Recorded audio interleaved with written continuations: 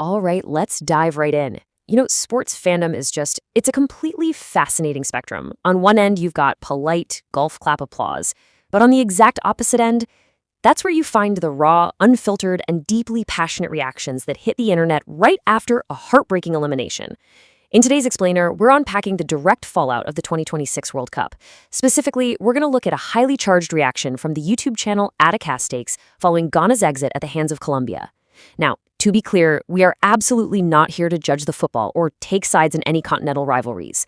Instead, we're just going to break down the anatomy of this specific fan reaction, looking at the statistics, the regional pride, and, well, the rather extreme disciplinary measures proposed by the speaker. FIFA sent Ghana packing with night bus. While people were asleep, they put Ghana inside night bus, not airplane. Okay, we literally have to start right here, because this completely outrageous image perfectly sets the tone for the source material we're analyzing today. The speaker doesn't just casually mention that Ghana was eliminated. They paint this incredibly vivid, honestly kind of hilarious picture of a stealthy, shameful exit in the dead of night. The night bus here is used as the ultimate symbol of a disgraceful departure. It's totally devoid of the glamour of a chartered flight, right? It just instantly anchors the sheer, absolute level of disappointment that we're about to unpack. Section 1. The Night Bus Home. The immediate reaction to Ghana's exit. So, what actually triggered this proverbial night bus departure? The inciting incident was a 1-0 victory for Colombia over Ghana. But really, it's the timing that fueled the channel host's frustration. Colombia scored in the 14th minute of the match. Now, in football terms, conceding that early means a team has virtually the entire game to adjust, recover, and mount a comeback.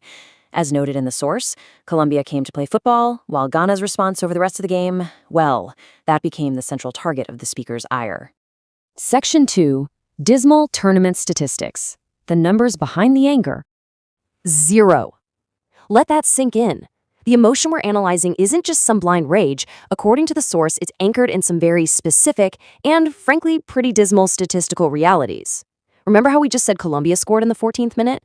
Well, that gave Ghana roughly 70 to 80 minutes to find an equalizer. Yet, in all that time, Ghana registered 0 shots on target. When a team is desperately looking for a goal to literally save their World Cup survival, and they cannot manage a single shot on goal for over an hour, yeah, that becomes the statistical foundation for the severe criticism we see in this reaction. The speaker then takes this frustration and scales it straight down from the team level to the individual players. Look at how this breaks down. Ghana played a total of 4 matches at the 2026 World Cup, but they managed to score only 2 goals across the entire campaign. The host contrasts this broad team failure with a highly specific critique of striker Jordan Ayew. They point out that Ayew has now participated in 4 separate World Cups, yet he hasn't registered a single goal at the tournament since 2014. It's a very methodical breakdown of offensive inefficiency that the host uses to justify the rant. And this offensive inefficiency leads the host to coin a very specific term for Ghana's style of play: haram ball playing. Now, in Islamic law, haram means forbidden or strictly unacceptable. But here, the host adapts it into football slang to describe a style of play that they perceive as so fundamentally flawed and so devoid of offensive threat that it's practically offensive to the spirit of the game itself.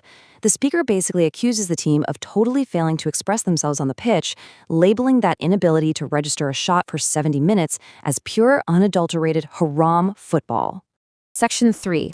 A threat to African football. Categorizing continental pride and shame. But, the narrative doesn't just stop at Ghana's borders.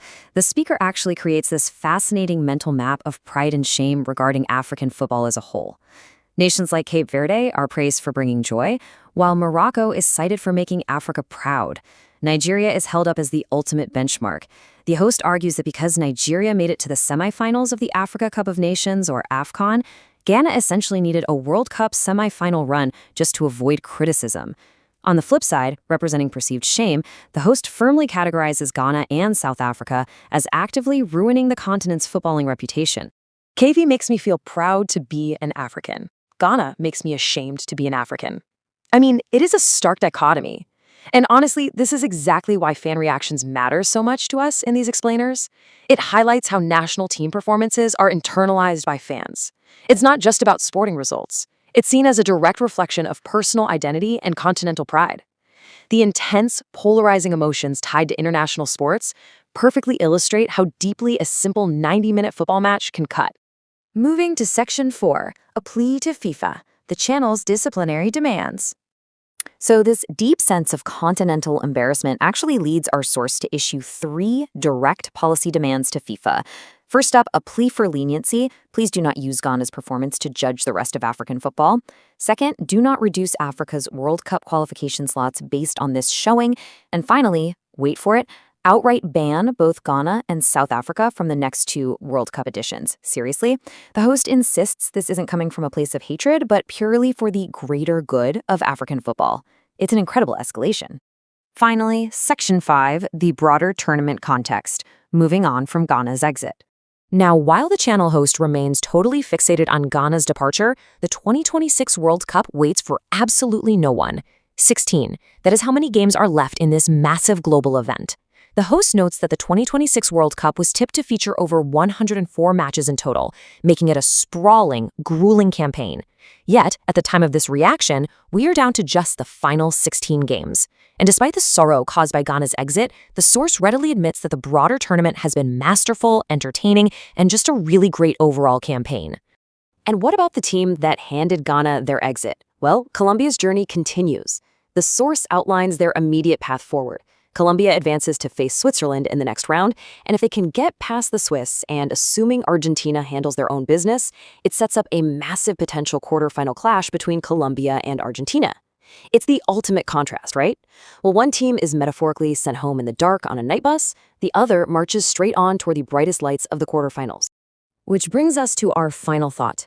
We've gone through the stats, we've seen the anger, the continental pride, and the wild calls for multi-year FIFA bans. But the tournament just keeps moving.